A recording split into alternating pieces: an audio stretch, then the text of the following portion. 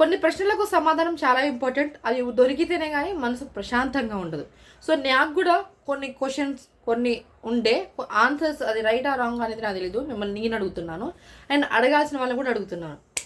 ఇప్పుడు గీతూ రాయల్ గారు తిరుపతి దగ్గర, తిరుపతిలో దర్శనంకి వెళ్ళే ముందు వాళ్ళ ఫ్రెండ్ ఎవరికో టికెట్ దొరకలేదని, ఏదో పాట ఉందని, గోవింద గోవింద ఆ సాంగ్కి మీ కోరికలకి అసలు ఏమాత్రం సంబంధమే లేదు, సెన్స్ లేకుండా మాట్లాడుతున్నారు. ఒకటి, అంత ఖాళీ టైం ఉంటే కూర్చోవాలి, ఆ స్థలంలో కూర్చొని ప్రశాంతంగా దేవుని తలుచుకొని, దేవుడి నామాలు తలుచుకొని ప్రశాంతంగా ఆ దేవుణ్ణి ఎప్పుడు చూస్తామని ఆ ఆత్రంతో ఉండాలి. కానీ మీరు వేసిన సాంగ్కి అసలు కోరికలకి దేవుడికి ఏమాత్రం సంబంధం ఉందా? దేవుడి పేరుతో ఉంటే సాంగ్ సెట్ అయిపోతుందా? అంటే పాట పాడుకుంటే సరిపోతుంది, నోరు తీర్చి అడగక్కర్లేదు. ఈమె పాయింట్లో అదే కదా.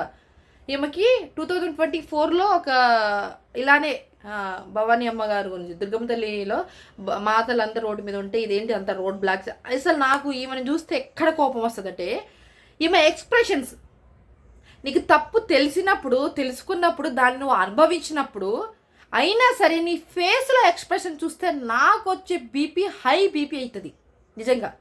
ఎందుకంటే నీకు తప్పు తెలిసి నువ్వు ఒకసారి అనుభవించినప్పుడు చెప్పే విధానం ఉంటుంది చూడు, అది అసలు నీ దగ్గర మినిమం 1% కూడా లేదు. మనం మాట్లాడే ప్రతి ఒక్క మాట ఒక ఎక్స్ప్రెషన్స్ బట్టి నువ్వు మాట్లాడిన వాల్యూ అంతా నీ ఫేస్ ఎక్స్ప్రెషన్స్లో ఉంటుంది. బాధనప్పుడు బాధలో మాట్లాడాలి, సంతోషినప్పుడు ఫేస్లో ఎక్స్ప్రెషన్స్ అవి చూసినే కోపం రానను కూడా వస్తుంది. నువ్వు దేవుడి గురించి మాట్లాడుతున్నావు, తప్పు చేశాను మాట్లాడుతున్నావు, అప్పుడు ఎక్స్ప్రెషన్స్ ఎలా ఉండాలి? నీ బ్లడ్లో ఎక్కించుకోవడం కాదు, అసలు నువ్వు బెడ్లో కాదు కదా, నీ బుర్రకు కూడా ఎక్కించుకోవట్లేదు. అది ఎక్కించుకొని ఉంటే నువ్వు అక్కడ పోయి అలా చిందులేసేదానివి కాదు. ఓకేనా? ఇంకా సరే, అప్పుడు జరిగింది 6 నెలలు మందులు లేకుండా నీ బాడీ సహకరించలేదు, అనుభవించావు కదా. సరే, దేవుడి వల్ల అనుభవించావు, బుద్ధి వచ్చిందా అంటే రాలేదు. మళ్ళీ అడగాలి, ఇదంతా ఏంటి, ఇప్పుడు మనం వైరల్ అయిపోతే మళ్ళీ ఇప్పుడు బిగ్ బాస్ సీజన్ 10 స్టార్ట్ అవుతుంది కాబట్టి నీ వెనకాల ఉన్న అంతా ఒక బ్యాచ్ ఉంది కదా, ఆ బ్యాచ్ని పంపిద్దాం అనుకుంటున్నావా? అంటే ఇదే ప్లానింగ్, పర్ఫెక్ట్ ప్లానింగ్ ఇదే కదా మీది. ఇప్పుడు మనం ఏదో ఒక ట్రెండింగ్ ట్రోల్ అయిపోవాలి, ట్రోలింగ్లో ఉంటే కంపల్సరీ బిగ్ బాస్ సీజన్ అయినా పిలుస్తారు. ఎందుకంటే హాట్ టాపిక్ ఉంటుంది అండ్ ఇవన్నీ తెలిసిన వాళ్ళు ఉంటుంది. నలుగురు బ్యాచ్ అదే కదా, అదే లెమన్ పవన్ బ్యాచే కదా అదంతా. నీ చుట్టూ తిరిగేదానికి ఎందుకు? బిగ్ బాస్ సీజన్ 10కి వెళ్ళాలనినా? అందరికీ దొరకని అవకాశం. బహుశా నీ ప్లానింగ్ వల్ల అది పోతుంది అనుకుంటున్నావు, స్క్రిప్ట్. ఓకేనా? కానీ రీతు ఇంతకింతగా అనుభవిస్తావు. నీ కోరికలు ఉంటే దేవుని నామాలు తలుచుకొని దేవుడి మందిరంలో అక్కడ కూర్చొని ప్రశాంతంగా దేవుని తలుచుకొని అయ్యవారిని ఎప్పుడు చూస్తామన్న ఆలోచన ఉండాలి. అలా ఉందని గోవింద గోవింద ఇవి ఆడాల్సిన అవసరం లేదు. భక్తి ఇక్కడ ఉండాలి, ఇవి చేసేంత మాత్రం కాదు. అసలు నీ దగ్గర భక్తి లేదు, ముక్క నీకున్న జీవితాన్ని ఎవరూ సర్వనాశనం చేయలేదు.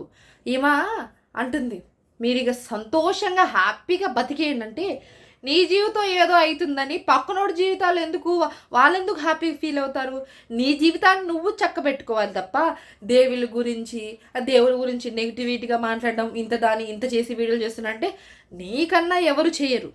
ఇంకొకటి పాయింట్ కూడా అడగాలి నేను. ఈమెకి తప్పు తెలిసింది, సరే సారీ చెప్పాలి. అది ఎలా చెప్పాలి? శివజ్యోతి గారు అండ్ ప్రియాంక జే వీళ్ళిద్దరికి జరిగినప్పుడు, వీళ్ళిద్దరు సెలబ్రిటీగా నీ చుట్టూ తిరిగే తోకలేగా, అంటే నువ్వు వాళ్ళ చుట్టూ తిరుగుతున్నావు, వాళ్ళు నీ చుట్టూ తిరుగుతున్నావు మాకు తెలియదులే, కానీ బ్యాచే కదా, ఒకటే బ్యాచ్ కదా మీరంతా. మరి వాళ్ళకి జరిగినప్పుడు నీకు ఆ మాత్రం బుద్ధులే వినే ఉంటావుగా, రివ్యూ చేస్తున్నావు, ఒక పెద్ద రివ్యూవర్ అనే ఒక ట్యాగ్ అనేది వేసుకుని ఉన్నావు కదా. మరి అది ఎక్కడ పోయింది? గాలిపోయిందా? నీకు నిజంగా నేను తప్పు చేశానన్న ఫీలింగ్ ఇక్కడికి వస్తే ఓకే, ఇక్కడ లేదు, ఇక్కడ లేదు, ఇక్కడ ఉంటేనే కదా ఇక్కడ తెలిసేది. మరి అక్కడే అర్థమవుతుంది నీ గురించి. సనాతన ధర్మం గురించి నువ్వు మాట్లాడే రైట్ కూడా నీకు లేదు. దాన్ని పాటించే వాళ్ళే మాట్లాడాలి. ఏ చిన్న మిస్టేక్ చేయకుండా ఉండే వాళ్ళే దాని గురించి మాట్లాడాలి.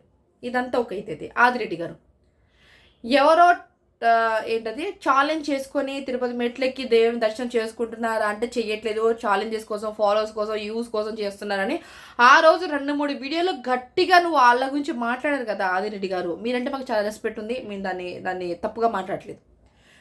మరి ఆ రోజు అంత గట్టిగా వాళ్ళ వీడియో స్క్రీన్ షాట్ వాళ్ళ వీడియోస్ అన్ని తీసుకొచ్చి యాడ్ చేసి మీ దాంట్లో అన్నీ పెట్టినప్పుడు గీతూ రాయల గురించి మీరెందుకు అంత గట్టిగా మాట్లాడలేకపోతున్నారు?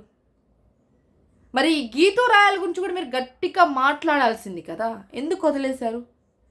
అంటే అంటే మీ ఫ్రెండ్ అనా, ఒకటే బ్యాచ్ అనా, ఒకటే రివ్యూ చేసేవాళ్ళనా, మరి వాళ్ళకున్న తేడా వీళ్ళకి లేదనా, లేదా ఈమె తప్పు చేయలేదని మీరు ఫీల్ అవుతున్నారా? ఆమె ఎక్కడ గిల్టీగా ఫీల్ అయింది? ఏమాత్రం కనీసం గోరు మందం కూడా ఫీల్ అవ్వలేదు దేవుడి విషయంలో. కూర్చొని చెప్తుంది. అయినా మీరు ఆమెను సపోర్ట్ చేస్తున్నారా లేదని కాదు, మీరు అందరి గురించి కరెక్ట్గా, నిజాయితీగా, నీతిగా మాట్లాడేటప్పుడు ఎవరున్నా సరే, నీకన్నా పెద్ద అయినా నీకన్నా చిన్నైనా ఒకే స్థాయిలో ఉన్నా సరే అలానే మాట్లాడాలి. మీ మాటకున్న వాల్యూ అది. ఒకరిని ఒకలాగా ఇంకోలాగా మాట్లాడకూడదు. అది మీరు చేయాల్సిన పని. మీరు అదే చేశారు. నేను ఆల్రెడీ 4 సార్లు చెక్ చేశాను వీడియోని. చెక్ చేస్తే మీ గురించి నేను మాట్లాడుతున్నా. ఇప్పటికి చెప్తున్నా, గీతూ రాయలకి మినిమం చిన్న గిల్ట్ ఫీలింగ్ కూడా లేదు. ఇది నేను చెప్పాలనుకున్నది. ఇవి నాకు వచ్చిన క్వశ్చన్స్, నాకు ఉన్న ఆన్సర్స్, ఇవన్నీ నేను మ్యాచ్ చేసి దీంట్లో పెట్టాను. మీకేమనిపించింది కూడా కామెంట్ చేయండి.